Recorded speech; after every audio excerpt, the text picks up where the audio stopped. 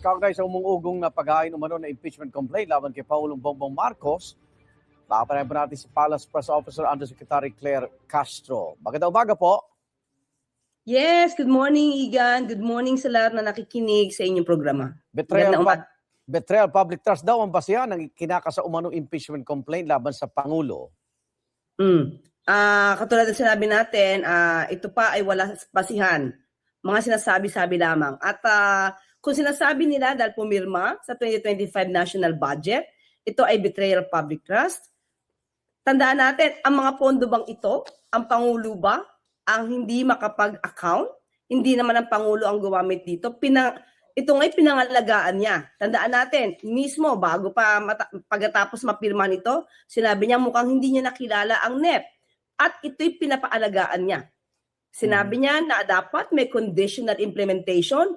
Mismo si Senator Amy Marcos noon, siya ay nagpaparelease ng budget ng 2025 at tumutol siya dahil FLR. At binanggit niya instead of for late release, binanggit niya pang ito ay First Lady reject. At hindi nga ito napondohan hanggat hindi ito napapatunayan dapat na i-release. So pinangalagaan ng Pangulo ang budget, kaya hindi pwede natin sabihin na may betrayal of public trust. Nakausap niyo na ba ang Pangulo at may reaction ba sa pagkilos na ito? Alam naman po ng Pangulo na kung ano ang maaaring ikasa dahil kung ito ay para maiwas ang issue patungkol dito sa kanyang pinapaimbestigang flood control projects. Tandaan natin, Igan, paano ulit magkakaroon ng betrayal of public trust. Mismo ang Pangulo, as early as July, ay talagang nais ng paimbestigahan ang mga maanumalyang flood control projects dahil sa paggamit ng pondo na ito. So, hindi natin masasabing pinagkanulo ng Pangulo ang taong bayan dahil sa budget na ito. Sa tingin nyo, ito'y susulong sa Kamara? Hindi po natin masasabi. Nasa kamay na po yan ng mga kongreso, ng mga mambabatas. Tingnan na naman po natin. Tinanggi ng ilang mambabatas na ito'y pamumulitika.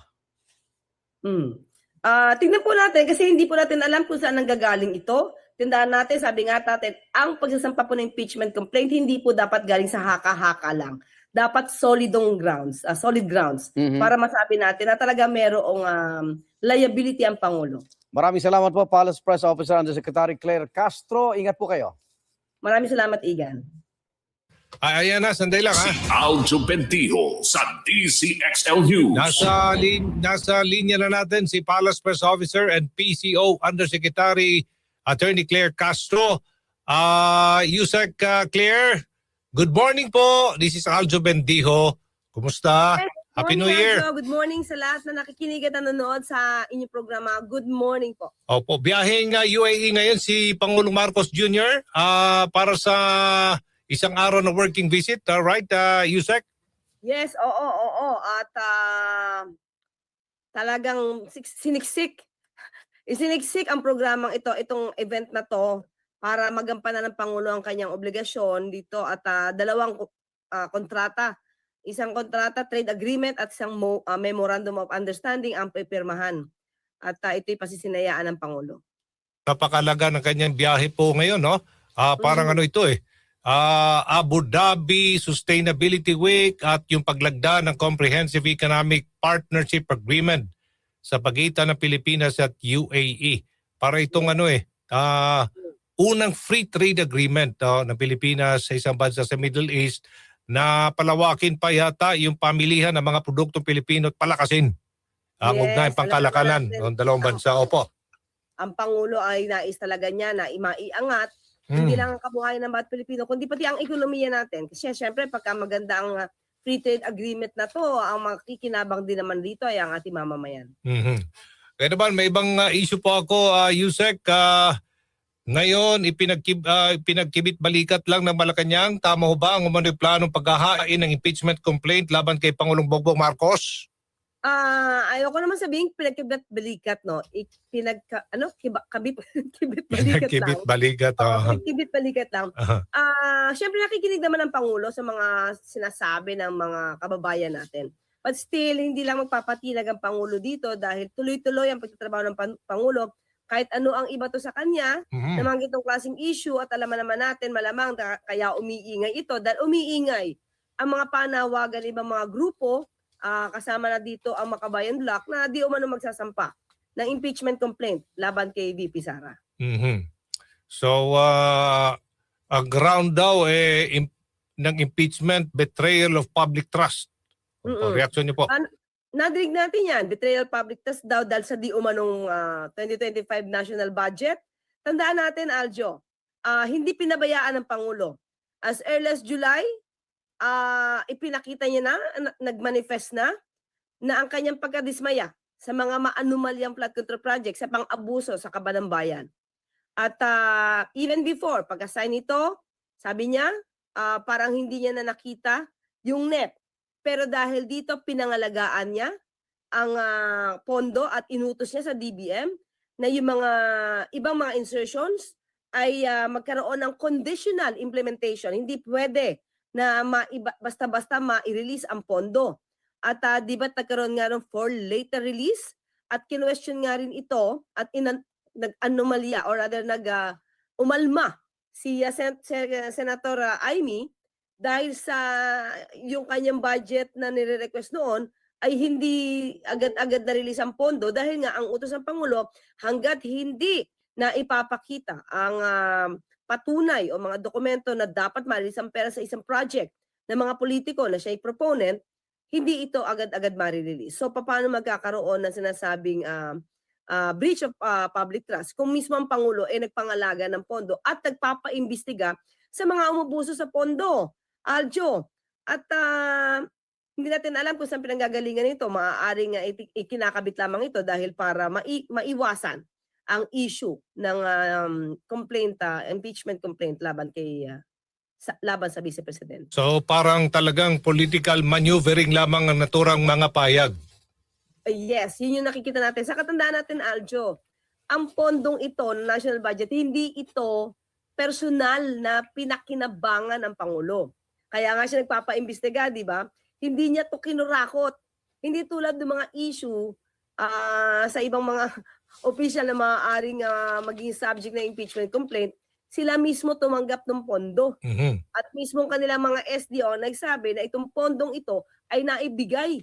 Ipinaabot mismo cash doon sa security ng Vice Presidente. Mhm. Opo. May mga balita nagba-viral din ngayon sa social media na may mga rigudon mangyayari daw sa mga gabinete ng Pangulo Marcos Jr. Yusek, totoo ba ito? Siyam ang mga nabanggit na mga cabinet secretaries. Aljo, sinabi pa yan, di ba? Last week daw ay magkakaroon na ng rigudon. Opo. Pero Lunes na ngayon. Kasi sa ngayon, Aljo, wala pa na ibibigay sa atin na anumang impormasyon tungkol sa sinasabing balasahan. Oho. So lumipas na yung mga ibang araw na kanilang kumbaga hinulaan na magkakaroon ng palitan, no, sa kabinete, wala pa po nangyayari. So abangan na lang po natin. Anyway, sabi na nga po lahat ng kabinete, miyembro ng kabinete ay sila naman ay they are serving at the pleasure of the president. So depende na lang po yan anong prerogative ng ating Pangulo, kung sila ba'y mariretain, sila ay ang tiwala ay nasa kanila pa rin. Depende po yan. So sa ngayon po, as of date, as we speak, wala pa pong anumang sinasabi sa atin na magkakaroon ng rigudon. Okay. So bagan na lang ho natin na may mga sinasabi, may bukang mag-e-exit na ayoko na lang banggitin, ma'am. Antayin na lang natin talaga, no? Kung meron talaga mangyayaring movement dyan sa cabinet. Opo. I-announce din naman namin yan kung talaga magkakaroon eh. Opo. Ano naman po ang inyong masasabi dito po sa nag-viral din ng larawan ni Attorney Harry Roque with Philippine Ambassador to Austria and Slovakia, Luli Arroyo Bernas? Opo, natanong po natin yan kasi nga nag-viral po siya, Aljo, no? At yung pong picture na kumakalat na yun ay 2023 pa, na itanong mismo natin kay Secretary Tess Lazaro ng DFA. At pinabulaanan po ito dahil 2023 pa po yan. Tignan niyo po, mabuti yung picture. Medyo malusog pa po dyan si Harry Roque at maayos pa po ang kanyang buhok. So mukhang hindi naman siya stress dyan. So 2023 pa daw po yan. At after that ay hindi naman na daw po bumisita muli si Harry Roque. Ito po ay ayon din po sa Philippine Embassy dito sa Vienna. Okay. Ngayon naman ay itutuloy yata ng Senado itong flood control anomaly na investigation ngayong January 19. Ano Medyo po nawala ako? Ako ba No. nawala o ikaw nawala? Opo, Yusek, can you hear us? Nawala. Nawala si Yusek. Ako, okay. Oh. Nandito na. Okay.